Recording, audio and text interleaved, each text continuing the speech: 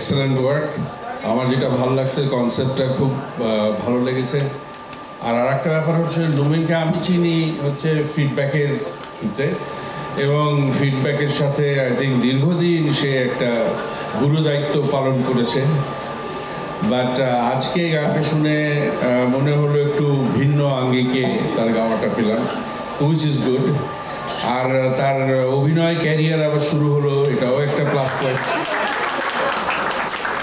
তো overall I think this is interesting, আমার কাছে ভালো লাগছে।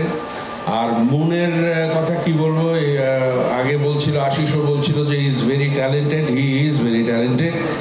আর মুনের গানের আমিও ভক্ত, অল্প কিছু যা শুনেছি মাঝে মাঝে শোনাই আর কি, আবার কিছুটা শোনাই কিছুটা শোনাই না। তো ফাতেমাটা ইজ আমার পপুলার। সো আর একটা কথা না বললেই নয়, সেটা হচ্ছে আশিসের জন্য আমরা সবাই একটা জোরে হাততালি দিই। এই ওকে আমার মাইক দিলে ওর কথাবার্তা কোনো ঠিক থাকে না, মানে ইজ অলওয়েজ। তবে আশিসের একটা ব্যাপার হচ্ছে যে আমার মনে হয় যত ওকে দেখছি যে ওর মিউজিকে থাকা উচিত ছিল এই মেডিকেল প্রফেশনে না থেকে।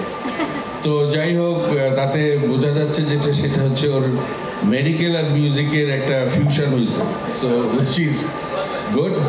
But thank you Ashish for staying by music and staying by musicians. আমি পার্সোনালি জানি আশিস মিউজিশিয়ান আর্টিস্ট এবং ক্রিয়েটিভ আর্টিস্টদের ব্যাপারে সে কতটা সচেতন এবং কত চিন্তা ভাবনা করে।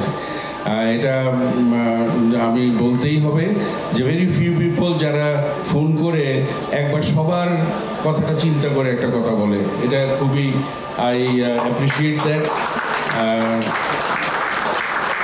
আর লুমিনকে আবার congratulations for an excellent work. যারা এই প্রোডাকশনের সাথে যুক্ত সবাইকে ধন্যবাদ।